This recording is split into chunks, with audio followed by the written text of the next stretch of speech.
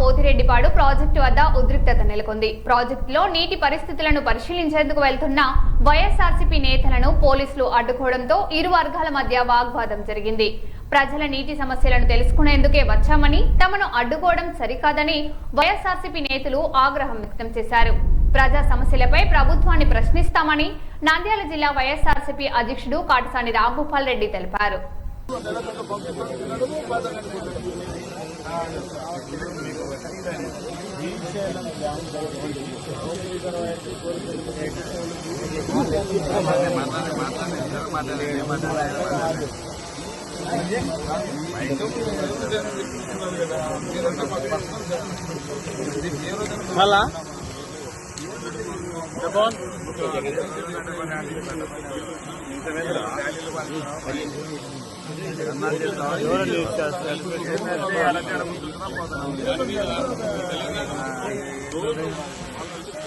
ఈ విధంగా తోడుకొని పోతా ఉంటే మనం చేతులు కట్టుకొని చూసుకునే పరిస్థితి ఈరోజు రాయలసీమలో ఎంత దుర్మార్గంగా ఉందో ఒక్కసారి ఆలోచించుకోవాల్సిన అవసరం ఉంది.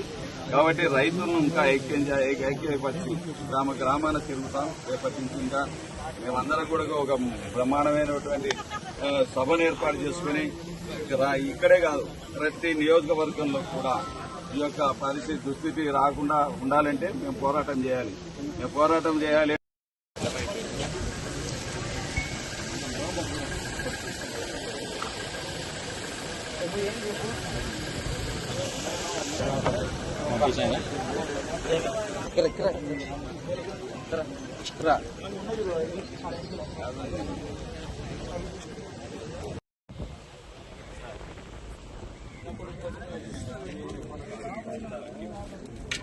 ఆర్డర్లు వచ్చినాయి మాకు, మేము మిమ్మల్ని పంపకపోయినా ఏం మునిగేదేమో ఎట్లా పోవాలో మాకు కూడా తెలుసు. అక్కడికి పోయే రోజున పోతాం.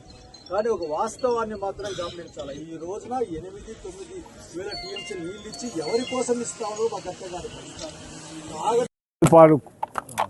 రావాలనే ఉద్దేశంతోనే శైలజనాథ్ మా నంద్యాల జిల్లా సంబంధించిన ఇన్ఛార్జీలు అందరూ, దాంతోపాటు ఇంకా కొంతమంది అనంతపురం నుంచి వచ్చిన ప్రకాష్ రెడ్డి అయితేనేమి, ఇంకా కడప జిల్లాను కూడా కొంతమంది రావడం జరిగింది. మా నాయకులు అందరూ కూడా రావడం జరిగింది. కానీ ఈరోజు చూస్తే మాత్రం తెలుగుదేశం ప్రభుత్వం పోలీసుల ద్వారా మేము మన గోర్కలకు అయినా కూడా పోలీసుల ద్వారానే నిలబెట్టడం జరిగింది, పోనీయకుండా అడ్డగించి. ఈరోజు పోతిరెడ్డిపాడు దగ్గరికి పోతే ఈరోజు కూడా పోలీసులతోనే మమ్మల్ని అడ్డగించే పరిస్థితి ఉంది. తెలుగుదేశం నాయకుడికి చంద్రబాబు నాయుడు గారికి ఒకటే విజ్ఞప్తి చేస్తున్నాం. నువ్వు రాయలసీమ వాసిగా కాదా అనేది ఒక్కసారి నువ్వు తేల్చుకోవాల్సిన అవసరం ఉంది. కేవలం ఓట్ల కోసం మాత్రం నేను రాయలసీమ అది ఇదని నువ్వు మాట్లాడతాను. ఈ రాయలసీమకు మీరు 4 సార్లు ముఖ్యమంత్రిగా చేసిందేందో ఒక్కసారి చెప్పండి. మీరు 95 నుంచి 2004 వరకు ముఖ్యమంత్రి, కనీసం ఎస్ఆర్బీసీ కూడా మొదలు పెట్టలేని పరిస్థితిలో మిమ్మల్ని చూడగలిగినాం. దివంగత నేత రాజశేఖర రెడ్డి గారు వచ్చిన తర్వాతనే ఎస్ఆర్బీసీకి నీళ్ళు ఇవ్వడం జరిగింది.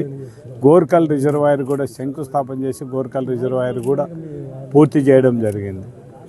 మీరు ఊరికే మాటలు చెప్పడం తప్ప ఏం కూడా చేయని పరిస్థితి. అంటే చంద్రబాబు నాయుడు ఉద్దేశం రాయలసీమ వాసులకు ఈ నీళ్లు గిన వాళ్ళు వాడుకోవడం మొదలు పెడితే కష్టమైపోతుంది, వీళ్ళకు మనం ఆ రుచి చూపించకూడదనే ఉద్దేశంతోనే చంద్రబాబు నాయుడు మనసులో మనకి రాయలసీమ వాసులకు అందరికీ కూడా అన్యాయం చేసే పరిస్థితి. ఒక్కసారి పోలీసు వ్యవస్థ కూడా ఆలోచించాల్సిన అవసరం ఉంది. మేమేమన్నా టెర్రరిస్టమా లేకుంటే ఏమన్నా నక్సలైట్లమ్మా? ఏమన్నా అక్కడికి పోయి పోతిరెడ్డిపాడు దగ్గరికి పోయి ఏమన్నా ఆడ ఉండే పేల్చడం కానీ లేకుంటే ఏమన్నా గేట్లు ఎత్తడం కానీ ఏమన్నా చేస్తామా? దాని గురించి ఇంత పోలీసులు కూడా పాపం ఇంతమంది పోలీసులను ఈరోజు ఇక్కడ నిలబెట్టి ఇంత అవసరమయ్యాల్సిన అవసరం ఎందుకు వచ్చింది? ఇంతమంది పోలీసులను ఇక్కడికి రావాల్సిన అవసరం కూడా లేదు. మేము పోయి చూడడానికి ఎందుకు? ఎన్ని నీళ్ళు ఉన్నాయి, ఎన్ని నీళ్ళు ఉండే కెపాసిటీ ఎందుకు యూటిలైజ్ చేయకపోతున్నారు? దానికి మేము సమాధానం అడగాలనే ఉద్దేశంతోనే ఇంజనీర్ వాళ్ళకందరికి కూడా భయం మొదలుపెట్టుకుంది. పోతిరెడ్డిపాడు దగ్గర దివంగత నేత రాజశేఖర రెడ్డి గారు ఇచ్చిన 44,000 క్యూసెక్కులు ఈరోజు కేవలం 8,000, 9,000 వదిలిపెట్టడం జరుగుతుంది. అది నిలదీసి అడుగుతామనే భయంతో చంద్రబాబు నాయుడు ప్రభుత్వం ఈరోజు మమ్మల్ని అక్కడికి రావడానికి అనుమతి ఇవ్వడం లేదు. దాంతోపాటు ఇప్పుడు ఉండే నీళ్ళన్నీ కూడా దాన్ని ఒకవేళ 20,000 25,000 క్యూసెక్కులకి ఇస్తే మొత్తం ఈ రాయలసీమకు సంబంధించిన వరకు నెల్లూరు వరకు అన్ని రిజర్వాయర్లు నీళ్లు నింపడానికి అవకాశం ఉన్నా కూడా అవకాశం లేని పరిస్థితుల్లో నీళ్లు ఉండి కూడా మనం వాడుకోలేని పరిస్థితిలో ఉండడం జరుగుతుంది. అంటే చంద్రబాబు నాయుడుకి ఈ రాయలసీమ మీద ఏమాత్రం ప్రేమ ఉందో ఒకసారి. ఇంకా దాంతోపాటు మనకి ఉమ్మడి జిల్లా ఈ ఎమ్మెల్యేలు కానీ మంత్రులు కానీ కనీసం ఒక్కరు కూడా దీని గురించి మాట్లాడని పరిస్థితి. వాళ్ళు చెప్పడం జరుగుతుంది ఎల్లినోవతో మేము నీళ్లు తాగడానికని. రైట్, మీరు ఒకసారి ఆలోచించండి. తుంగభద్రలో 11 టీఎంసీలు మన వాటా వస్తుంది. దాంట్లో 4-5 టీఎంసీలు నీళ్లు పెట్టుకుంటే కొద్దిమ 6 టీఎంసీలు రైతులకు ఇవ్వండి. ఎందుకు ఇవ్వకున్నారు? శ్రీశైలంలో అదే పరిస్థితి ఉంది. మీరు తాగడానికి ఎన్ని నీళ్ళు అవసరమో అన్ని నీళ్లు పెట్టుకొని రైతులకు ఇవ్వండి.